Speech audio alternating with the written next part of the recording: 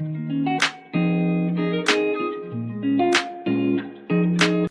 everyone, welcome to my channel. Today we are going to do a review of Quant Value Fund. In this video, we will talk all about Quant Value Fund. What are the two key things that makes it different from the other value funds on the block?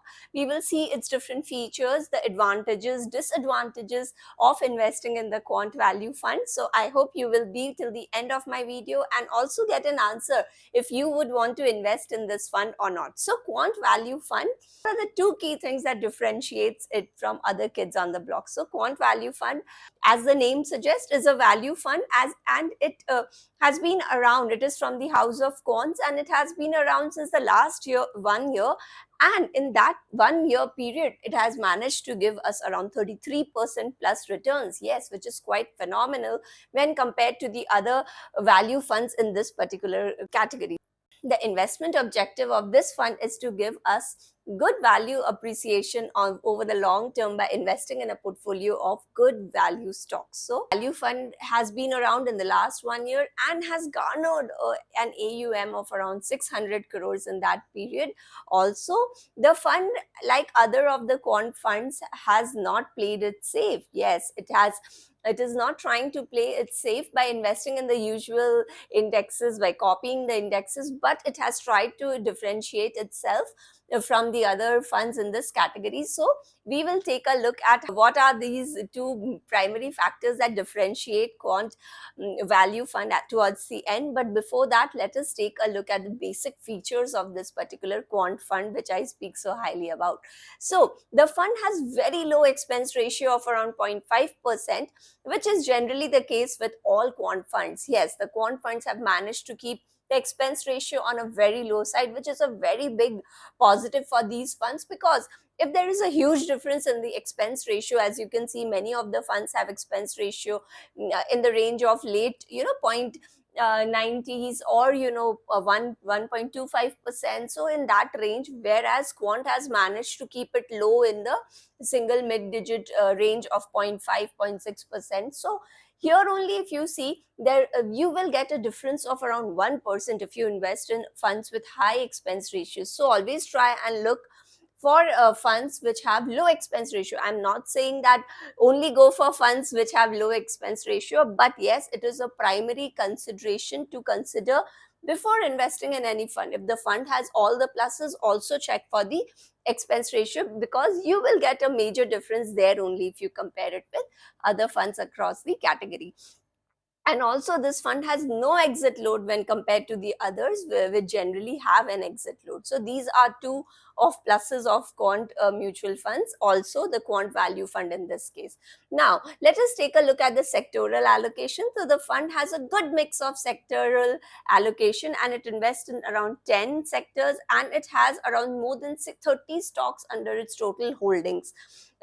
We already have the energy and construction are the largest holding of the portfolio, and we already have the normal candidates of the likes of Reliance, HDFC, L&T, NTPC, etc. But this fund also has a major allocation towards construction sector, towards stocks like IRB and Keystone Realtors. So these were the major sectoral allocation of this particular fund. We see that the fund also has a strong focus on the construction sector.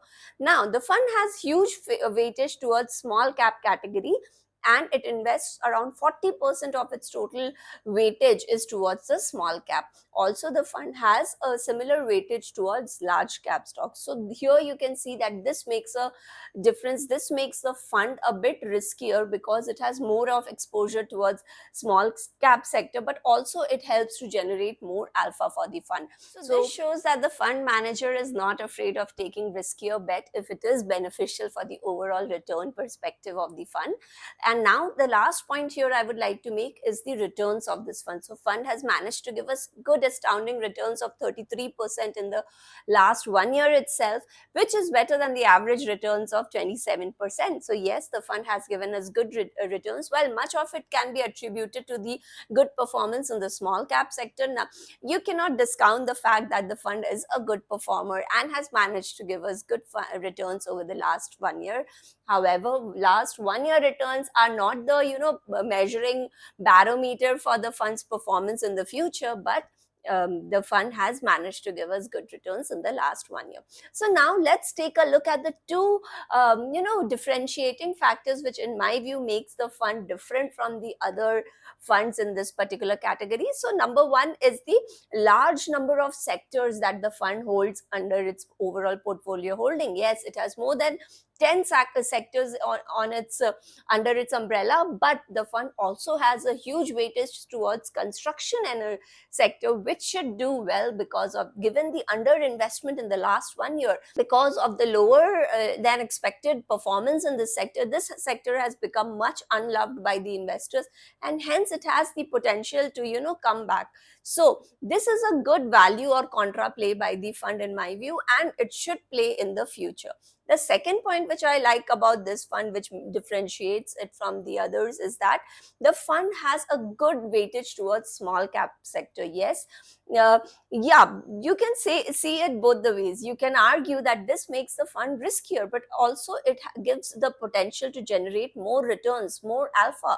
So definitely this fund is more riskier when you compare it to the others, but it is not for the faint hearted. So if you are willing to take that kind of risk, given the good potential in the Indian markets currently, in the overall development in our country, if you are willing to take that bet, you should invest. You can look at investing in the this particular fund, because why would you then want to invest in the 30 other similar value funds that are currently there in our market? What makes them different? They are just copying each other, they are just copying the indexes. So this makes the fund stand out from the other value peers in this particular category, and makes it a good bet in my view.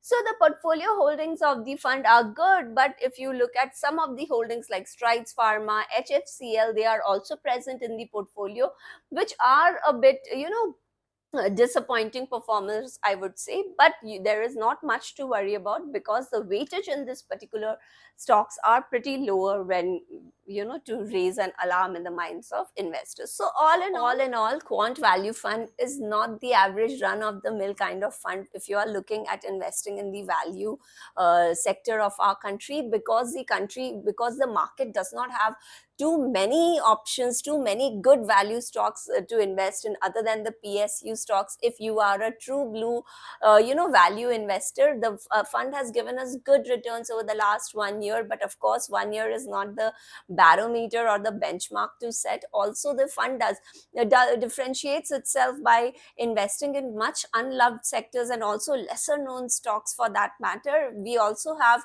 ICICI Value Fund. If you are looking at, investing in less risky as well as more mature funds in this particular space, but it too has its areas of improvement, if I must say. So I have made similar videos on quant mutual funds, the link of which is flashing above. If interested, go have a look.